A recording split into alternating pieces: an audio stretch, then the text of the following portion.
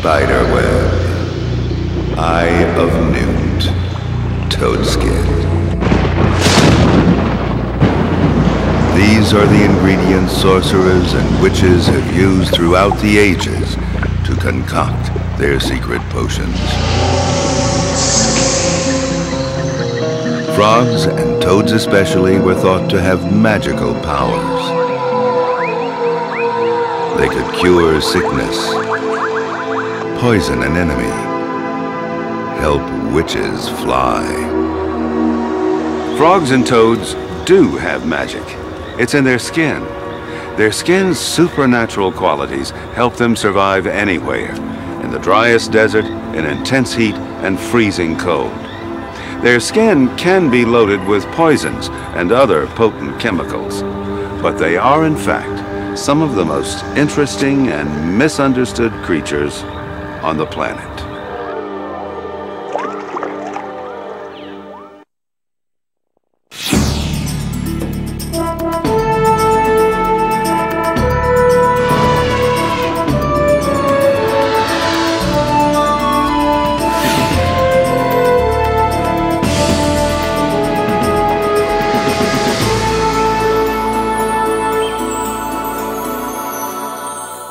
Nature is made possible by the Corporation for Public Broadcasting and by annual financial support from viewers like you.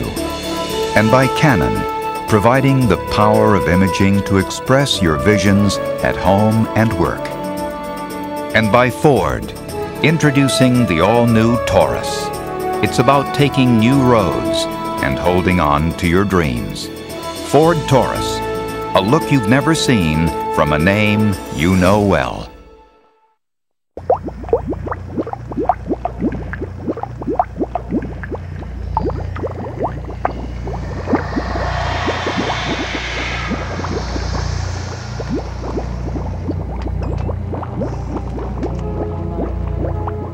For hundreds of years, toads have been a vital ingredient in the practice of witchcraft. The reed of the slime and the dust of the earth, rotten dust of the rain,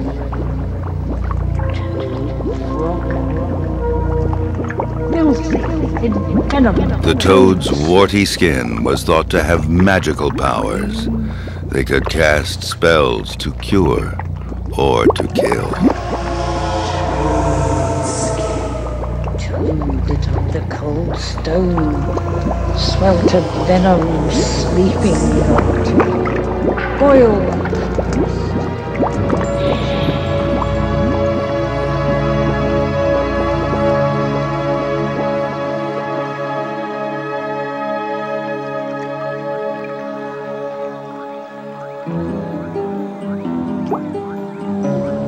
Today, we no longer imagine frogs and toads to have supernatural qualities, but the reality is even more incredible.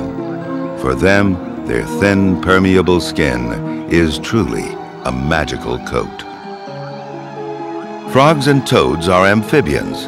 Although toads are usually found on land and frogs in wet places, the opposite could also be true. What they both have in common, however, is their versatile skin.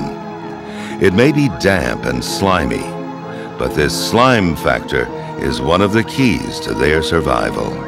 It keeps their skin moist, and it's freed them from a life in water.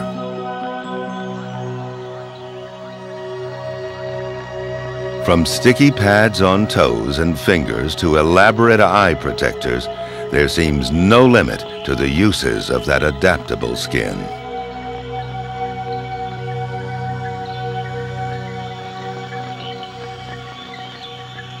And almost no limit either to the places it has enabled them to conquer.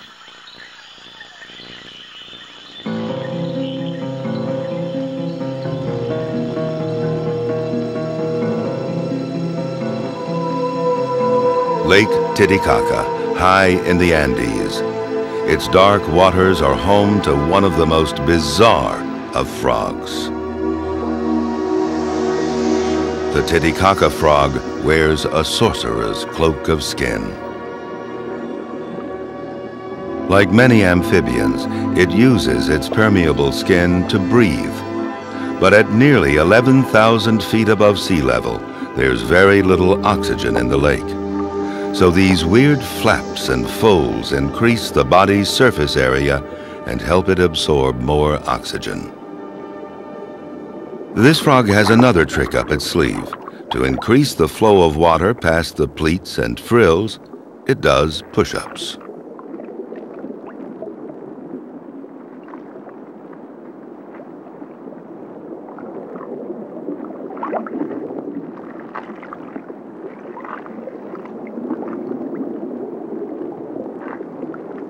Every few weeks, frogs renew their skin by shedding the outer layers.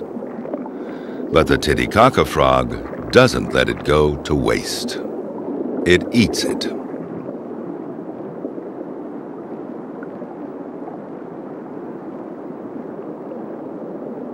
Frogs' bodies are soft and vulnerable, and their small size makes them seem defenseless.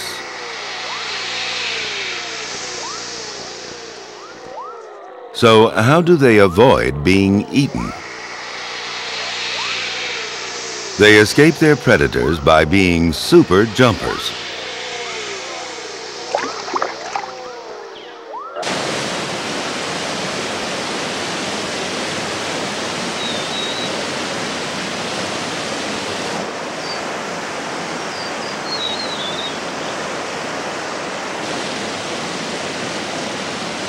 And the ultimate jumpers are these frogs, called Jesus Christ frogs.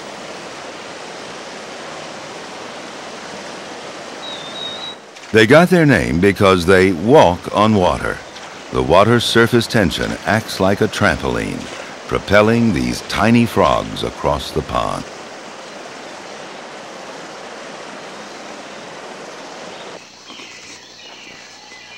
But there are other ways to avoid a predator. To a foraging coati, this may look like a dead leaf. In fact, it's a horned toad, a master of camouflage.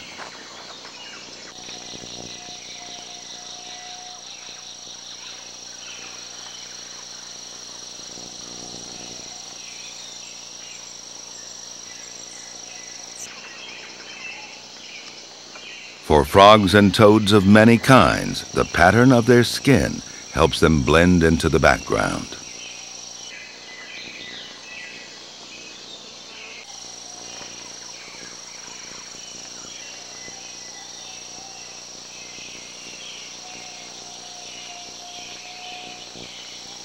This way, they can afford to be large and slow, because they wear an invisible coat.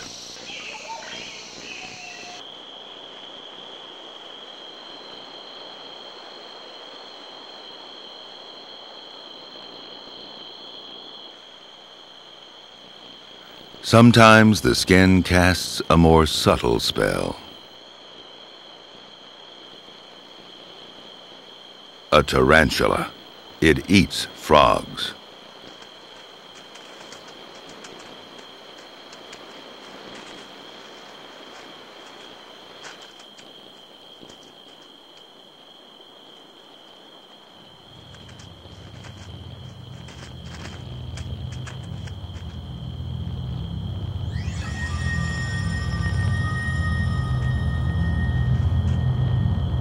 This frog seems to be courting disaster.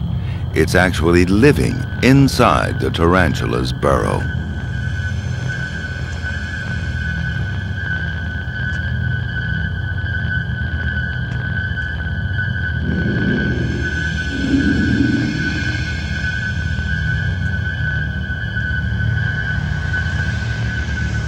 So why isn't this frog eaten? The answer lies once again in its skin. It secretes a substance so distasteful to the spider that the tarantula doesn't harm it. In fact, both benefit from their living arrangement. The frog keeps the spider's egg sac safe from marauding ants, and the frog in turn gains protection from its venomous host. Sometimes just tasting nasty isn't enough.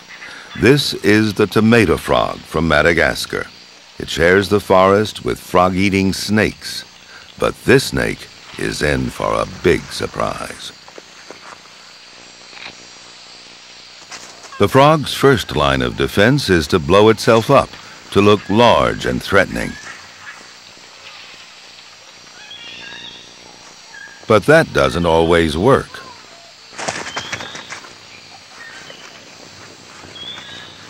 The tomato frog plays another trick. Its skin oozes a sticky fluid. The liquid gums up the snake's jaws.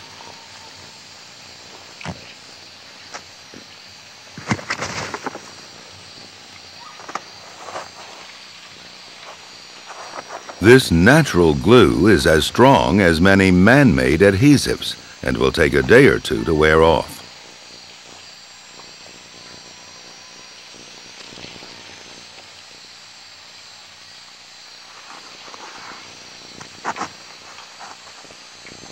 Next time, the snake may take more notice of the frog's bright warning colors.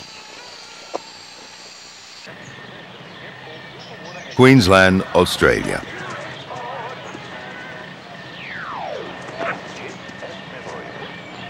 There's an intruder lurking in the flower bed.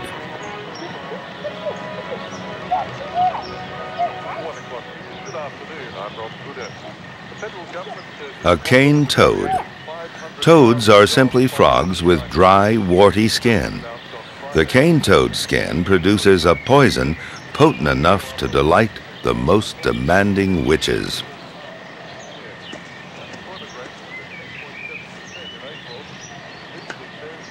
Cane toads are not native to Australia. They came originally from South America, and they're one of Australia's least loved immigrants. And this is one of the reasons why. Just a taste of their poison is enough to make a dog foam at the mouth. And that's only the start. Toad venom can cause vomiting, paralysis, even death. It's no wonder toads were used as a favorite ingredient in sorcerer's spells and potions.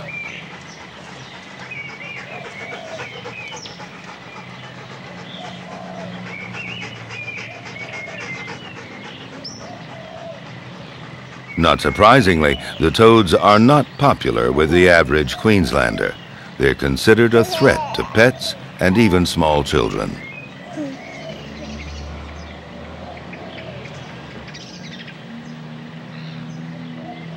So to a cane toad, Australia is not a welcoming place.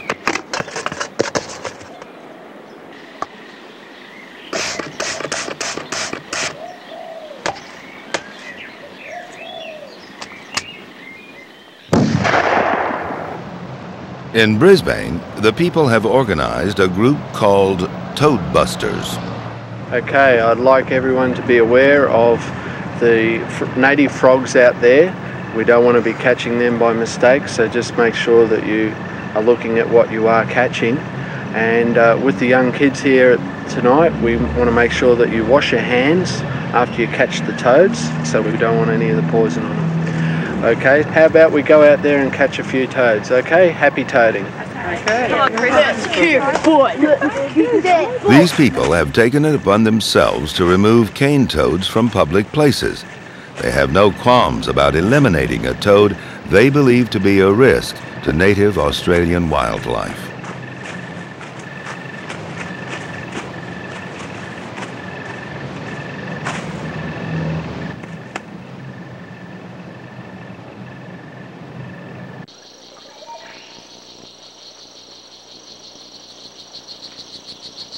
In the humid forests of South America, there are frogs even more lethal than the notorious cane toad.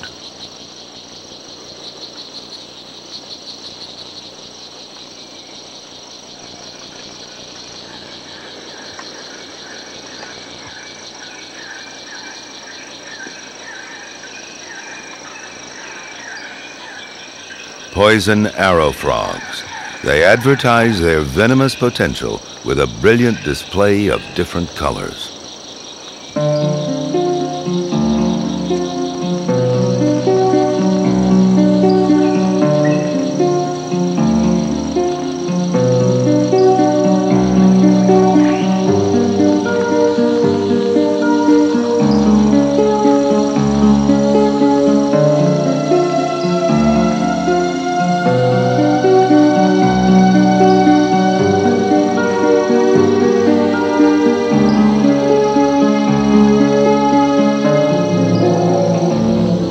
These deadly jewels flaunt themselves in broad daylight, yet few predators will dare touch them.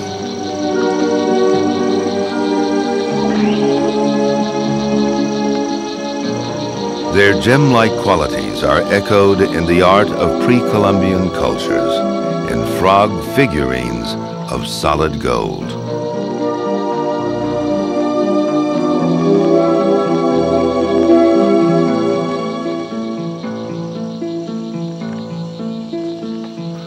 Frogs were valued for more than their beauty. Excavations of religious sites in Central America have unearthed frog skeletons by the thousands.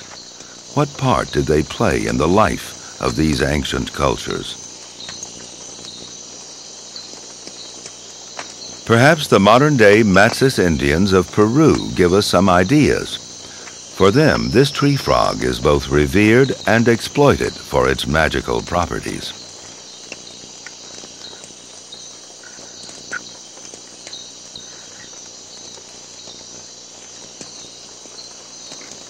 The Matsis collect the frog's secretion and dry it over a fire. Then they blend it with saliva, prick their skin, and rub the potion into the open wound. The mixture is potentially lethal, but it's also a powerful hallucinogen.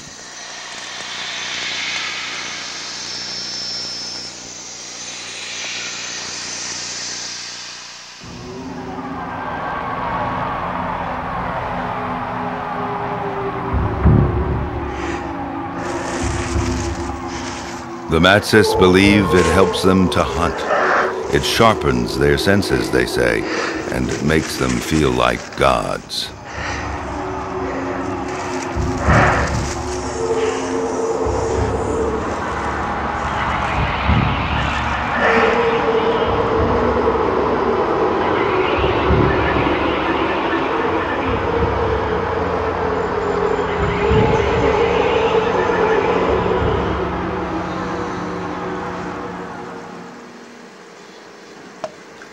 Modern scientists find the secretions of amphibian skins fascinating for other reasons.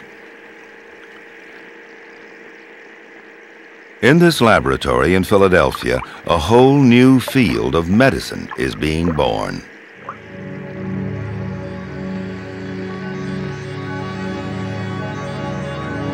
It's all based on the slime from that versatile amphibian skin. It's a bona fide drugstore of chemical compounds with powers beyond even the wildest dreams of the Matsis or medieval witches.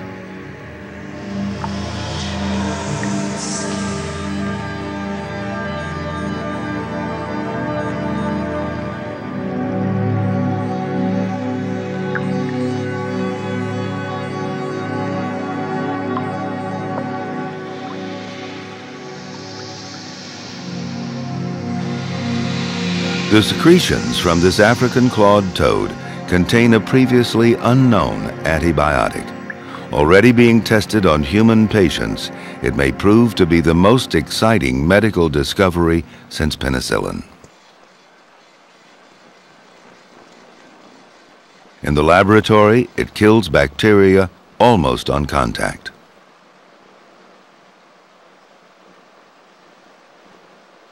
In the quest for new kinds of drugs, amphibian skin is at the cutting edge of medical research.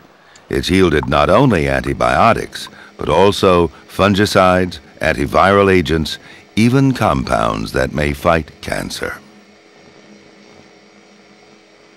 But why do frogs make these potent substances?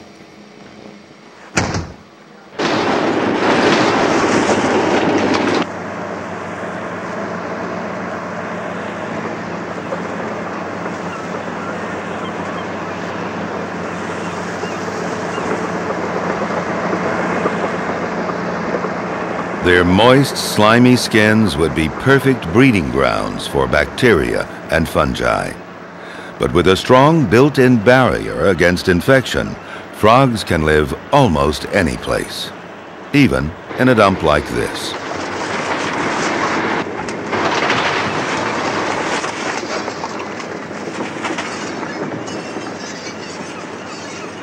Though their skin lets them live on land, there comes a time in a frog's life when it needs a pool of water, regardless of the hazards of getting there.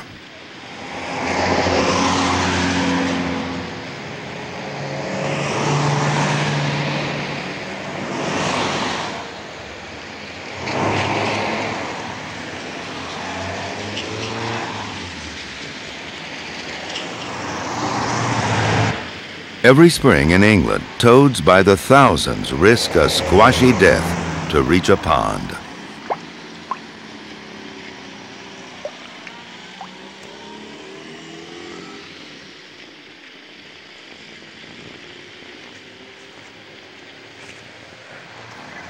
But why do toads cross the road?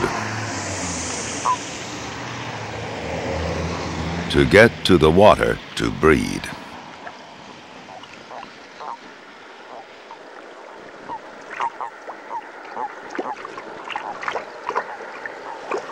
Traditional spawning pools fill with writhing balls of toads, each clustered round a single female. Males wrestle for the privilege of fertilizing her eggs.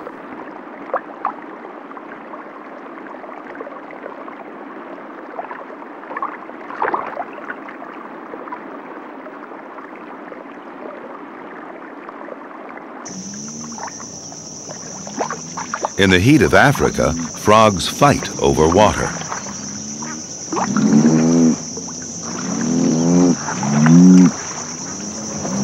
It's scarce and precious. These temporary rainwater pools will soon dry up. Male bullfrogs battle for the space to breed.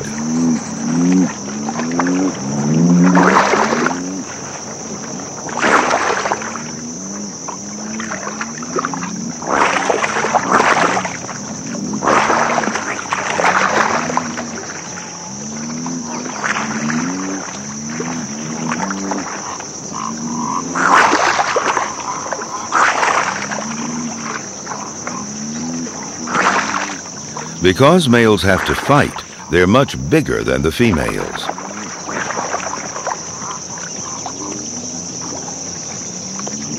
For her, this must be like coupling with a sumo wrestler.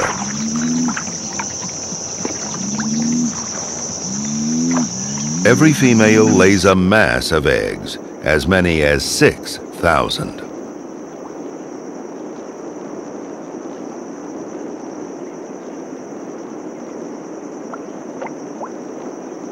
Eggs become tadpoles, growing tails and tiny gills.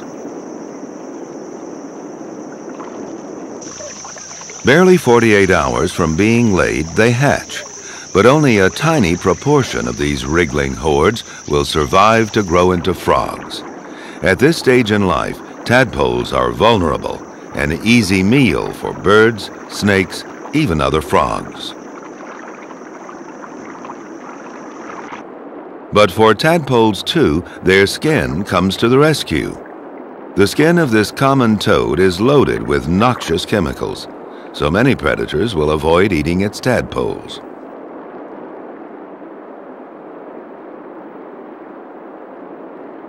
The best way around this problem is to pierce the skin rather than eat it. And that's exactly what this great diving beetle larva does.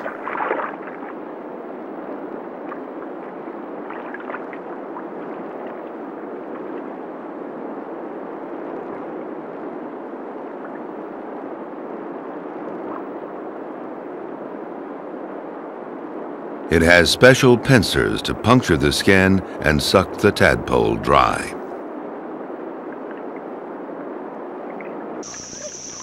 The skin also produces a substance that allows members of the same brood to recognize each other. So they all stick together.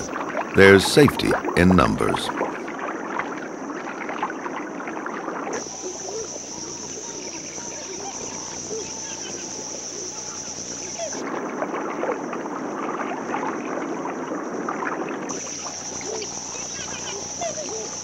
We might not think of frogs as prime examples of parental devotion, but male bullfrogs are an exception. Fathers stay with their brood of tadpoles and protect them.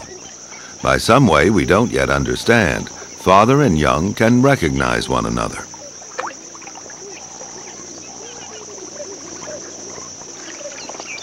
The ponds are starting to shrink. The tadpoles' skins aren't yet able to secrete the slime that prevents adult frogs from drying up. Stranded in the shallows, they seem doomed to death by desiccation.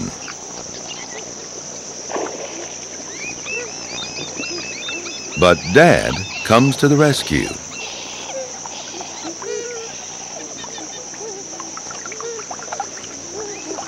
He digs a channel.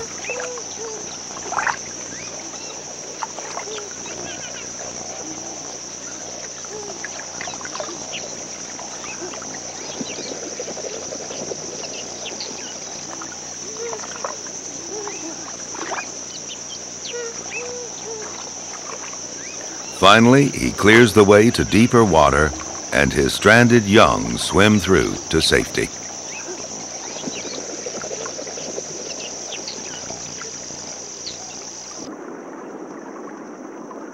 This rescue is remarkable, but brings only temporary reprieve. The race is on to eat and grow before the water vanishes completely.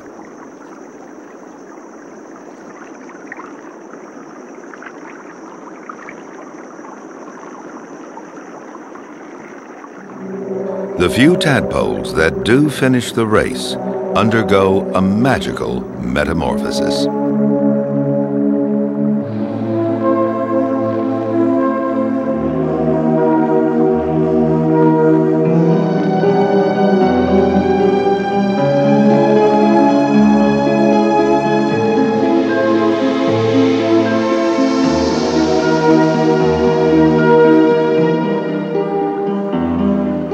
In just a few days, the tadpole's body is completely transformed.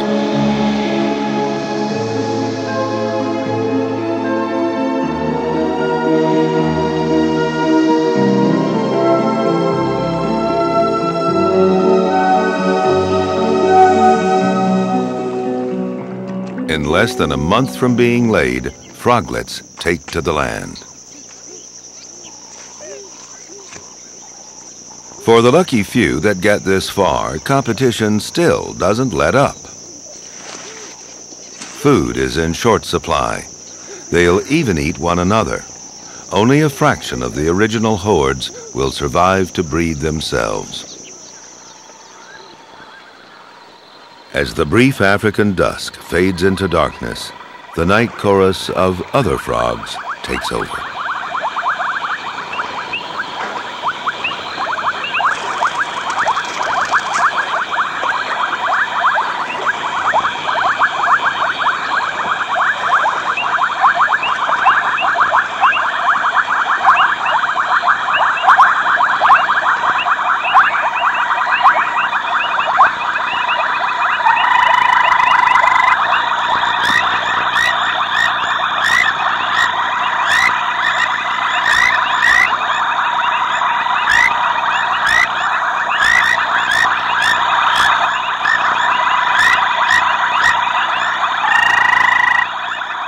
From inflated sacks of skin, strange incantations chirp and trill across the swamp. The rain triggers a symphony of breeding calls. All these frogs must reproduce before the pools evaporate. But the water is a dangerous place and very crowded. Gray tree frogs have the answer to that. They lay their eggs above water. But how do they prevent them from drying up? Again, the skin plays a vital role. The female bloats herself with water, absorbed directly through the skin. Then she mates, and along with her eggs, she secretes a kind of jelly, adds water, and whips it into foam.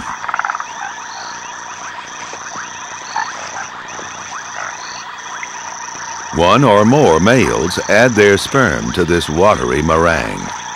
Like a trio of egg whisks, they flail and stir all through the tropical night.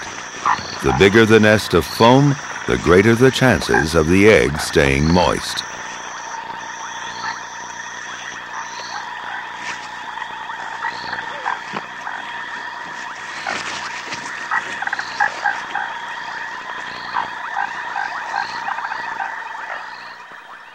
During the day, the outer layers of this frothy confection bake hard in the heat of the sun.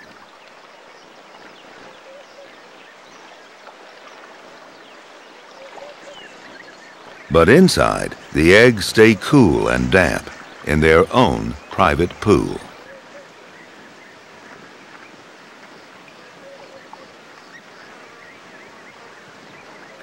Each developing tadpole is nourished by a small sac of yolk.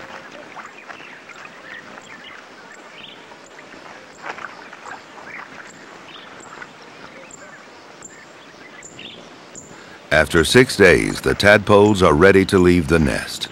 The hardened outer layers of their foamy world break down, and they drop into the water below.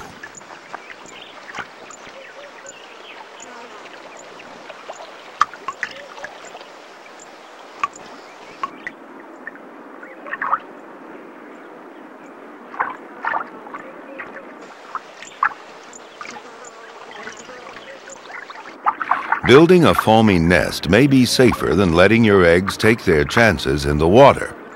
But the marsupial frog of South America goes a step further. She carries her brood in a pouch of skin on her back. During incubation, it's tightly closed. But when the tadpoles are ready to emerge, she pulls the pouch open with her toes to release them.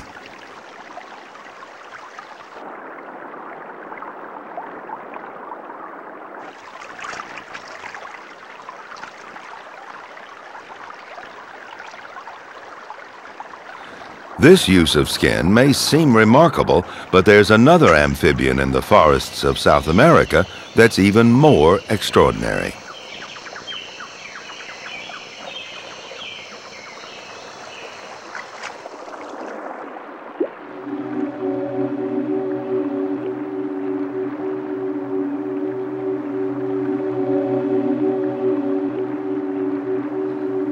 The Suriname toad.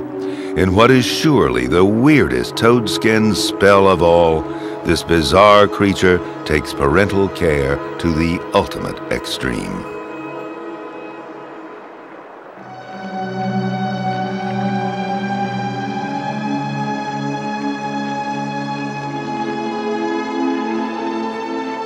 This is the skin on her back.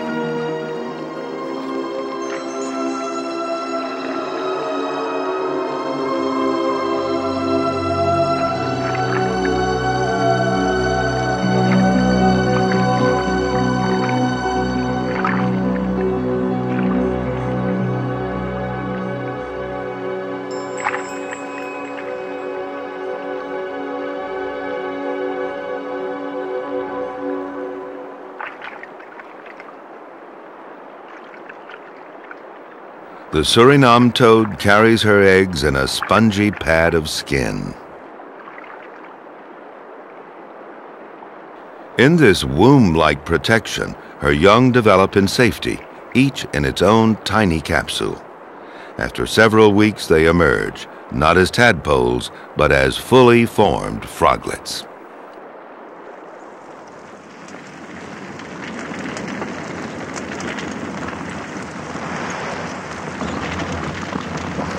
Frogs seem to work all kinds of magic, but can they survive this?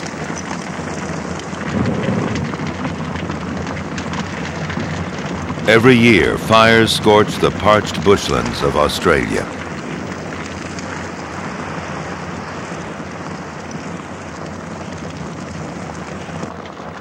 Everything above ground tries to flee.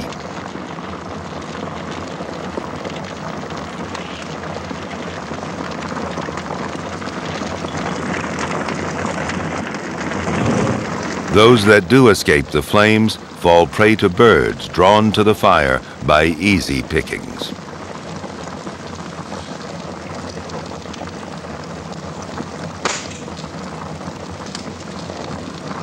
We probably think nothing could survive the raging fire, yet incredibly, frogs have survived the inferno. Entombed beneath the hard-baked earth, the frog waits years for the rains to come. Over the long wait, its skin has developed a thick, airtight cocoon, allowing its swollen body to retain massive amounts of water, as the native peoples of this arid land well know.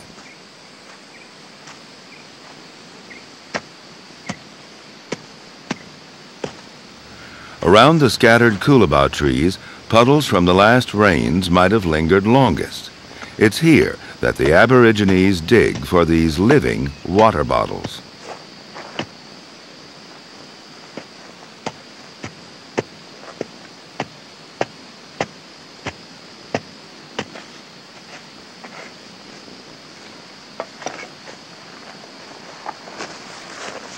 This creature is actually called the water-holding frog. Half its body weight can be water, stored in its bladder and protected by that waterproof cocoon. And like a camel, it can also produce water from special reserves of fat.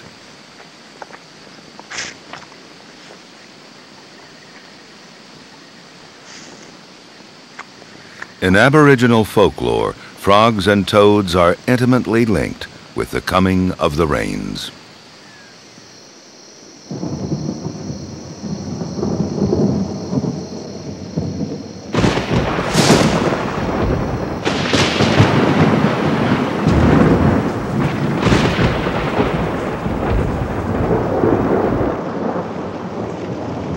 It takes more than just a shower to waken the frog from its long sleep. Only a deluge will give enough water for it to breed.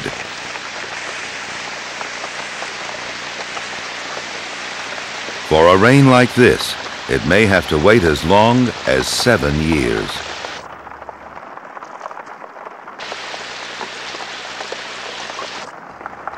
As the first moisture penetrates its earthen grave, the frog comes alive. The water softens its life-saving cocoon. It sheds the thickened layers of skin built up over the years and eats them. In this harsh environment, nothing goes to waste.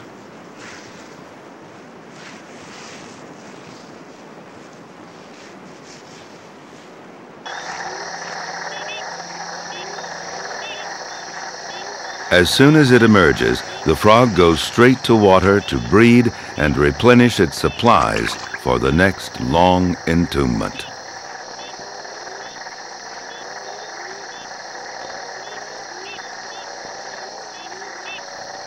But frogs can survive even harsher places.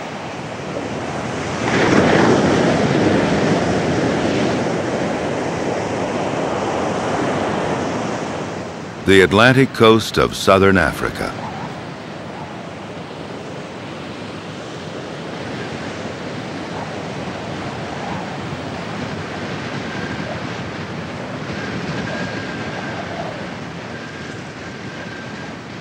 Here, almost no rain falls, yet even in this thirsty desert, there are frogs. This odd, marshmallow-sized creature is called breviceps. It goes through life without ever seeing a pool of water.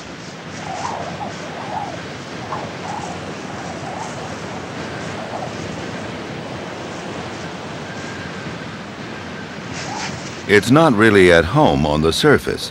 During the day, it burrows beneath the sand to shelter from the drying winds and burning sun. For that, its rounded body and short, stubby legs are ideal.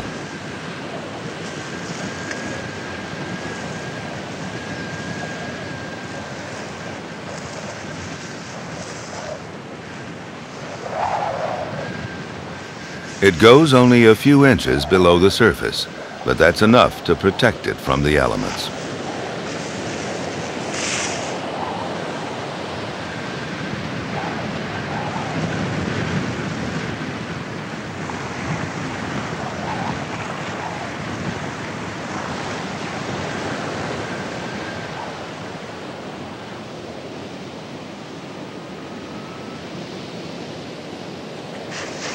Like many desert creatures, Breviceps is active mainly in the cool of the night.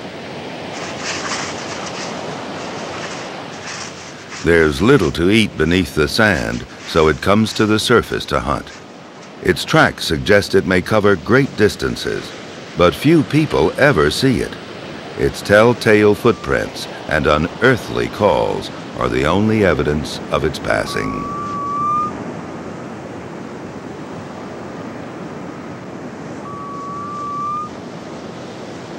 For a little frog like this, a termite is a satisfying meal.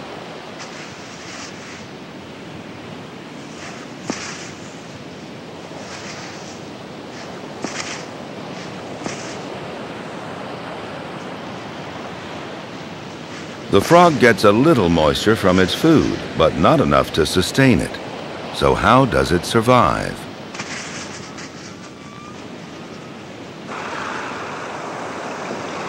Cold ocean currents cool the air along the coast to form dense banks of fog.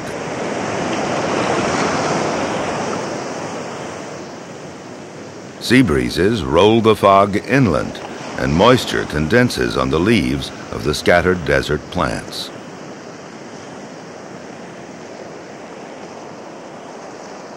Droplets dampen the sand below, and Breviceps' skin is so permeable that it soaks up even this tiny trace of water like blotting paper.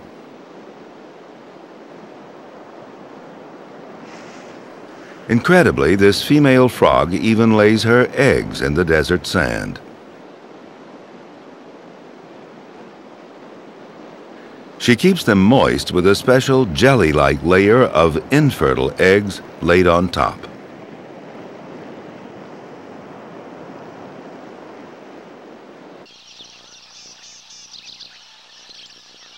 Like Breviceps, most frogs take pains to avoid the desiccating rays of the sun. But here in the African savanna, there's one exception.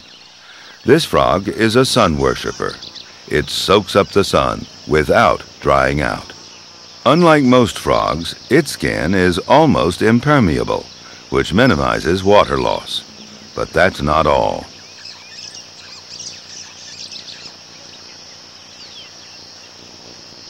As the day shimmers on, the temperature climbs relentlessly.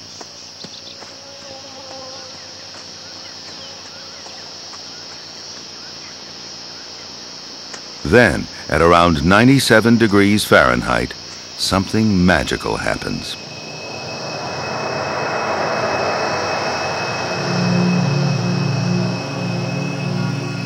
Its skin turns blinding white. The light-colored skin reflects the sun's rays, and at even higher temperatures it sweats, just like a mammal. It even attracts sweat bees. The combination of sweating and color change is enough to keep the frog cool.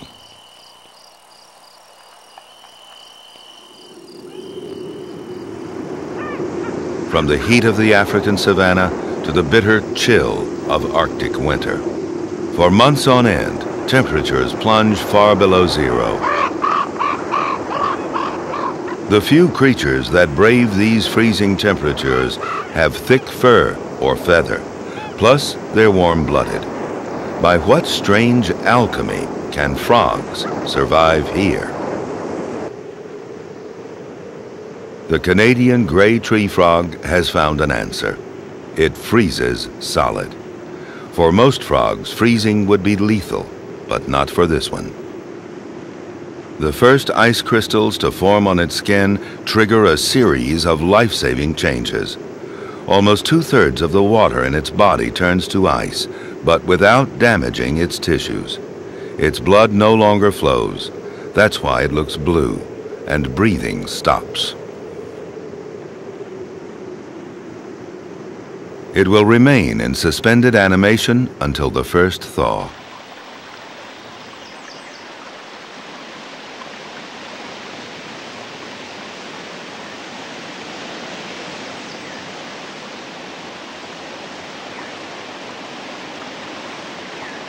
As the warmth of spring reaches down into the soil, we witness its incredible resurrection.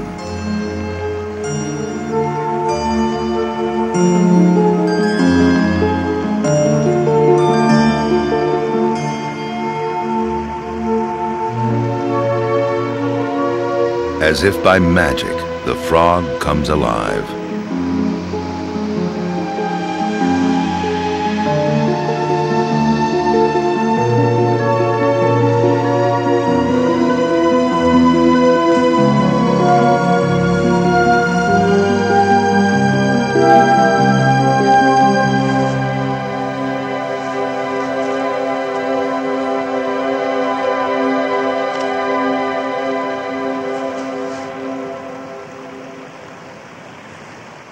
This revival of a frozen corpse is something from the realms of science fiction.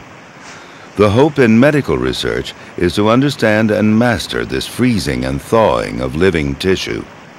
The benefits for organ transplant surgery would be immeasurable. There seems no limit to the miraculous adaptability of frogs and toads. But today, they're in trouble.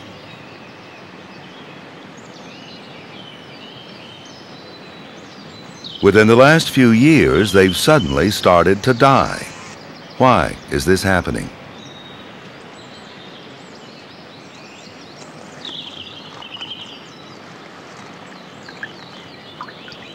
All over the world, from the garden ponds of England to the cloud forests of Costa Rica, frogs and toads are disappearing.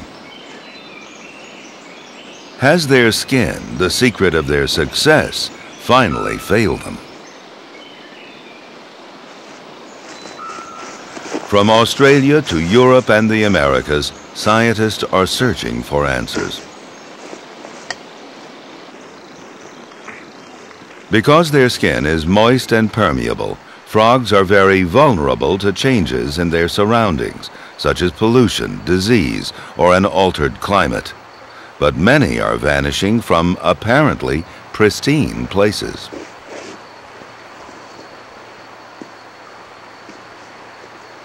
There is no easy answer to the puzzle, no single solution that can explain the death of frogs in widely scattered parts of the world.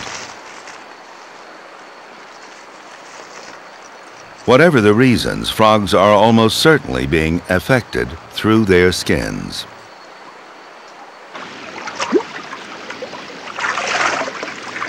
And it's not just adults that are dying. Eggs and tadpoles are suffering as well. In parts of Oregon, 95% of eggs are suddenly failing to hatch. It has just been discovered that eggs can be killed by ultraviolet light. Tadpoles may fail to grow and develop normally. Some researchers think it's the thinning of the ozone layer that's killing off frogs and toads. Their sensitive skins are vulnerable to the increasing intensity of ultraviolet rays now getting through the atmosphere.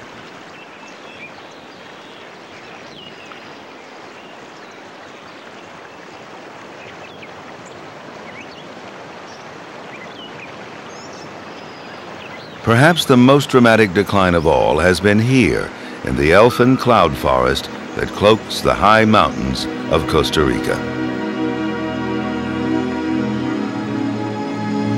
These mist-drenched trees were once home to one of the most beautiful of all amphibians, the golden toads of Monteverde.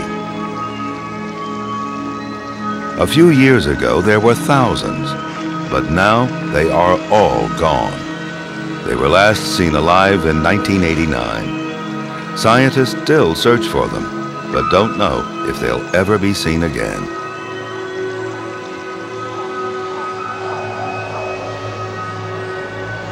They live on only in memories.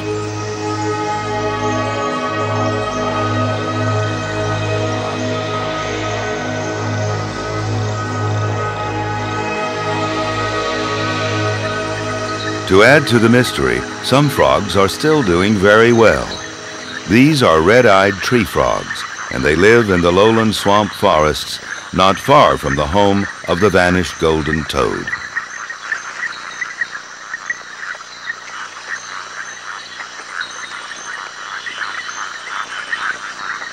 There are still plenty of them, though populations fluctuate from year to year, and you do have to know where to look at the right time.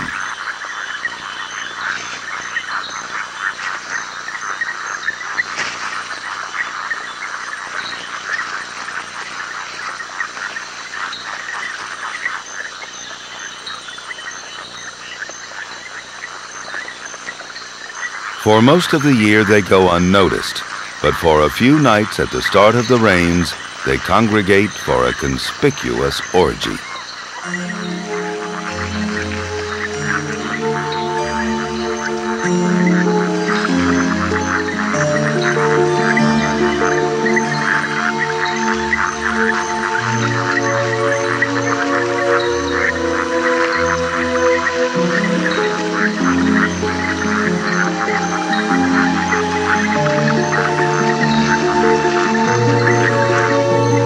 It seems incredible that while so many frogs are disappearing, these are flourishing.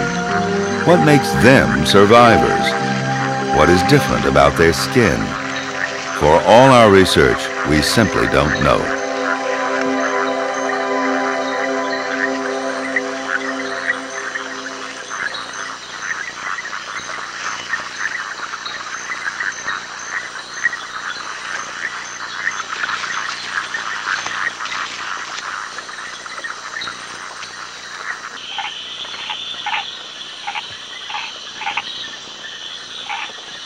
Amphibians were here even before the dinosaurs and have been far more successful.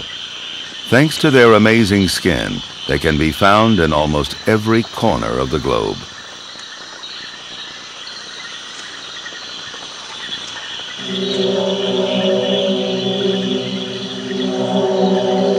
But ironically, it's their skin that may be their undoing.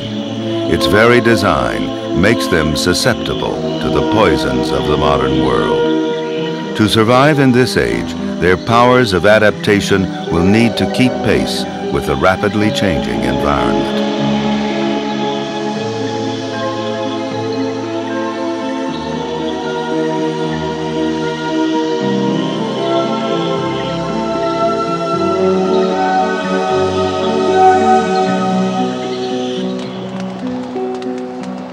We too rely on their skin's miraculous properties. Modern medical research is unleashing powers undreamed of by those medieval witches.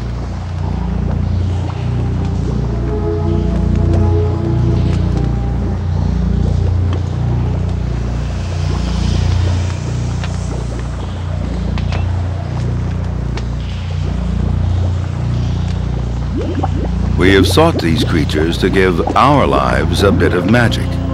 But through some black magic of our own making, we may have cast a fatal spell over a creature we've long taken for granted.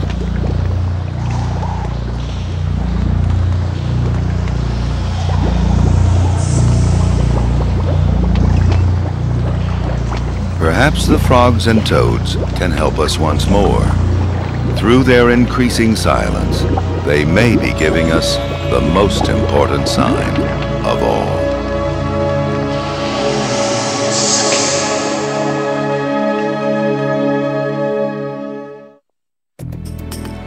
To find out more about nature, visit us on the PBS homepage at the address on your screen. Nature is made possible by the Corporation for Public Broadcasting and by annual financial support from viewers like you. And by Canon, providing the power of imaging to express your visions at home and work. And by Ford, introducing the all-new Ford Taurus.